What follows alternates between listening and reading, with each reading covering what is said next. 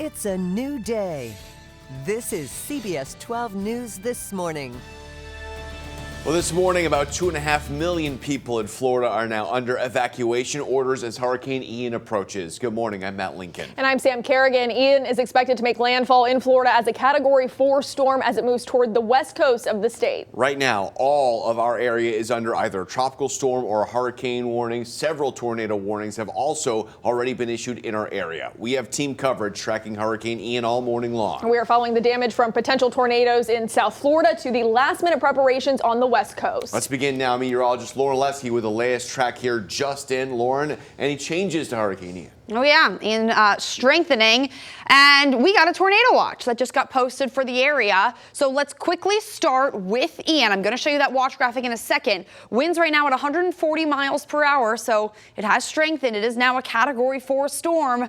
I expect it to move onshore in the Fort Myers area later on today. Our impacts still not changing. Gusty winds still expected.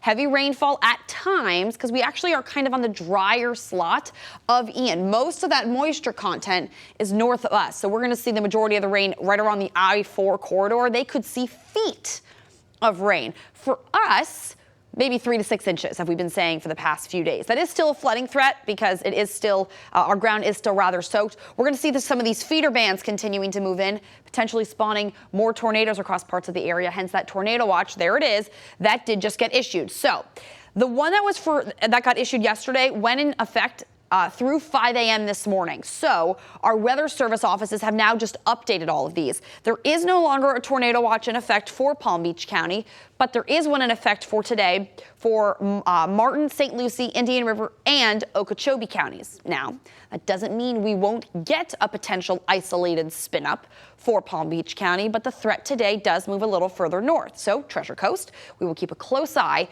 on that tornado threat for you as we move through the day. Now, we do have those warnings in effect. Okeechobee County, under a hurricane warning. That means you are expected to see some hurricane force winds in 74 miles per hour or greater. I think most of that will come in the form of gusts. So your sustained winds will be a little closer likely to tropical storm force. Tropical storm force winds for the Treasure Coast and Palm Beach County. And then, of course, we've got a hurricane watch in effect right now for Lake Okeechobee. We got another tornado watch that just got issued, Matt and Sam. So I'm going to click on this again. Let's see what it looks like. So now the entire area is currently under a tornado watch, and that goes in effect until 5 o'clock this afternoon. So you'll see that right here, our entire area now under that tornado watch. Lots going on right now. I want to send it over to our meteorologist, Jennifer Collins. You can see that the watch popped up on her graphic as well. Yes. So a lot of moving parts for us this morning, Jen. So a lot of updates happen at once, especially at that 5 o'clock hour. We get that new advisory. We also get updated watches and watches across the area. Like Lauren was talking about, a tornado watch is in effect for the Treasure Coast, Okeechobee County, and Palm Beach County through 5 p.m. today. So we will see the potential of quick isolated spin-ups associated with the outer bands of Hurricane Ian. Let's get to Hurricane Ian at this moment. It is located about 100 miles off the coast of Fort Myers. You can see the very strong winds associated with it as that eye wall kind of remains off the coast. Look how large it is at this time. I'd assume it's almost about maybe 50 miles in diameter. It's moving, closing in on the coast of Southwest Florida. Heavy rainfall moving to the area too. Very strong winds starting to move in as well. Wind speeds are going to pick up through the morning. We look at the potential of even, let's back this up a bit. I didn't put any pause points on here. Winds starting to gust up about 40 miles per hour, about 65 miles per hour in Sanibel. Heading through about noontime, we're looking at winds even gusting up to about 90 miles per hour right along that immediate coast, right when landfall would happen anywhere from the Port Charlotte area, even down towards Fort Myers. Not only are we looking at the potential for strong wind gust, storm surge is going to be a major threat for this part of the coastline. Very strong winds will start to push that water on shore. This is the storm surge forecast. That's water above ground level. That threat has lessened for the Tampa Bay area because of the southerly track, though about 8 to 12 feet of storm surge is possible from the Port Charlotte area down towards Bonita Beach, with even 6 to 10 feet possible in parts of Lee County. So let's look at that storm surge threat. I mean, this is a bay area. Like I was talking about yesterday with the Tampa Bay area, once that water gets pushed into the Charlotte Harbor region, that water has nowhere to go but into the rivers and streams and canals and inlets too.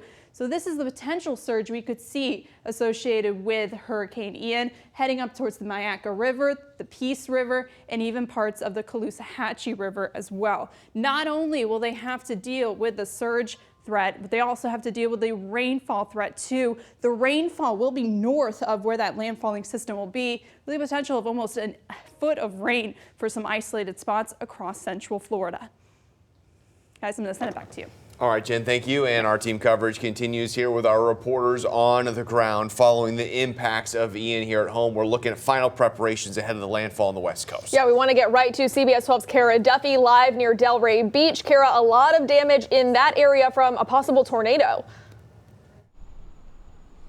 That's right, Matt. Sam, right now we are here at the Kings Point community where, as you can see, crews have been coming and going out here this morning. FPL working to restore electricity, and the crews are keeping us a good distance back from where we saw a lot of the damage overnight. Now, I want to get to some footage that our crews took shortly after the first few calls started coming in to Palm Beach Fire and Rescue. Now, keep in mind the Kings Point community here, it's a senior living community, so all of the residents 55 and older. You can see several cars with their windows shattered, one vehicle even flipped over, debris just scattered everywhere, and the roof was even blown off of several top floor apartments.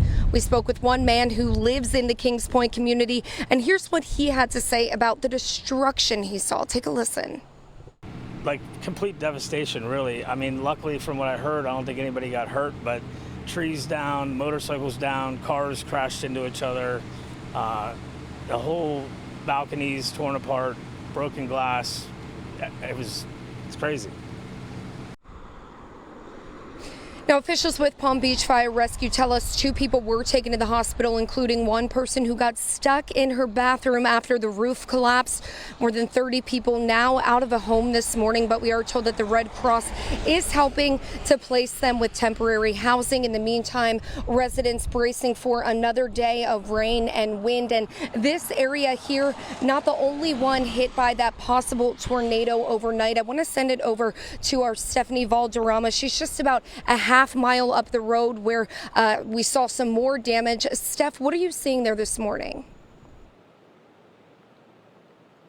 Yes, I'm here at the Home Depot in Delray. The damage here is quite extensive, not so much at the building, but at the parking lot. And that's what I'm about to show you right now. One of these trees, as you can see, this is a massive tree here. It shows you just how strong those wind and rains were last night.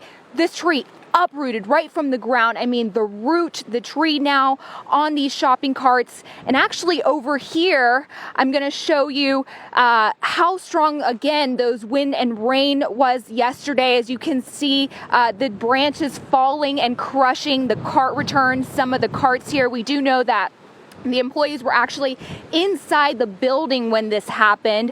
If you've ever experienced a tornado, it does sound like a freight train, and that's what some people here remember that from last night. We do know that the store is going to be closed today. It seems like employees are starting to show up to assess some of the damage, do some of the cleanup. If anyone is watching at home, go ahead and just stay home. When we were driving here this morning, there was a lot of debris on the road, a lot of downed trees. It's just not safe to go and get out and leave your house until at least the first responders get through. They're able to assess the damage, clean up the road. So if you don't have to leave your home this morning, go ahead and stay home. I'm going to send it back to you in the studio. All right, Steph, thank you. You know, Delray, not the only place in Palm Beach County seeing damage overnight. These are photos from a CBS 12 viewer from a home in the Aero Club community in Wellington. This is an uprooted tree in the middle of the road. We have another tree that fell on the home. A lot of broken branches on top of that home. And then also a tree ripped through a pool screen, knocking down things in the patio. And this is a look inside the home. A lot of debris on the furniture as it was moved inside. Well, the National Weather Service in Miami is confirming a tornado at North Perry Airport in Pembroke Pines. You are looking at several damaged planes and hangars turned completely upside down there. The airport was shut down temporarily for officials to fully assess the damage. Crews will be assessing the damage for the next few days. No injuries, though, have been reported. And this morning, more than 14,000 people waking up without power in South Florida following Ian's impacts. Florida Power and Light showing about 1,500 total customers without power. FPL working on restoring those outages. He says there's no estimated time as when the power will be back. Well, parents, all of our local school districts are closed today. Palm Beach County schools closed just for today. St. Lucie, Indian River, and Martin County schools will all stay closed through tomorrow. Okeechobee County is the only local school district closing for the rest of the week. And this morning, Okeechobee County is under a hurricane warning, expecting to see some of the worst impacts in our area. Lake Okeechobee lower than usual at 13 feet, which means it does have some room preventing it from overflowing from the heavy rain that's expected. Residents have been preparing this whole week for the flooding, filling up dozens of bags with sand. You can still pick up sandbags at the Public Works compound until supply runs out and weather allows. This morning, tropical storm warnings are in effect for our Treasure Coast communities, and right now Martin County leaders are preparing for flooding. County leaders have high water vehicles from the sheriff's office to help during evacuations, and flood control pumps are in place in flood-prone places like Hope Heights to clear water out quickly. Public Works has also been cleaning the drainage system to make sure storm water and debris can easily pass through. Schools, government offices, public transportation, and some beaches will be closed today.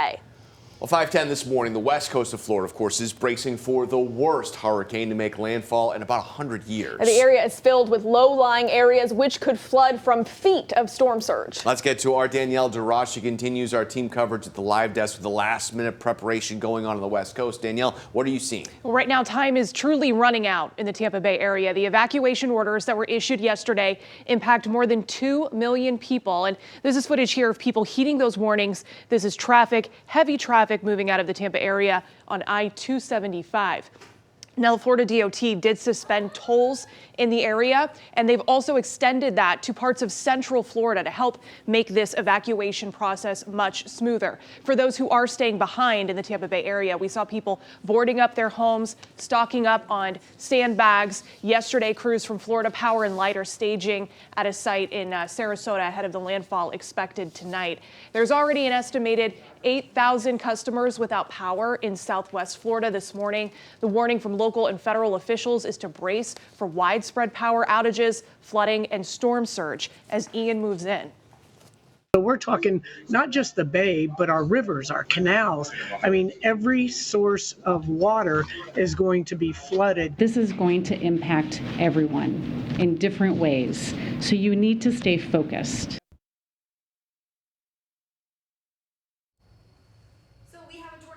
That just got issued. Meteorologist Lauren Oleski here. Good morning. If you are just joining us, a tornado warning just issued. This is for the Boca Raton area. This is located right near Whisper Walk. Right now, we're seeing this moving northwest at around 8 miles per hour. This is about 8 miles just west of East Boca, so a little further inland, and it's moving north, at 40 miles per hour right now. This does include the Boca Raton area, but also extends west through West Delray and up towards Wellington. So right now, it does look like the bulk of this warning is for areas west of 441, which would likely be for some of the glades out there. I've got meteorologist Jennifer Collins driving the controls for me. This is in effect for until 5:45. This was a radar indicated tornado right now. So this is moving off again northwest at 40 miles per hour. I'm going to put this piece of paper down. So we're seeing these feeder bands coming in, and this is what's spawning some of these tornadoes. You essentially have the northward movement of these feeder bands kind of mixed with winds coming in out of the east, and that's where you end up with these tornado warnings. So what Jen is pulling up for me right now, this is our velocity signature. It just looks like a bunch of color blobs, obviously, as you can see here on the radar, but this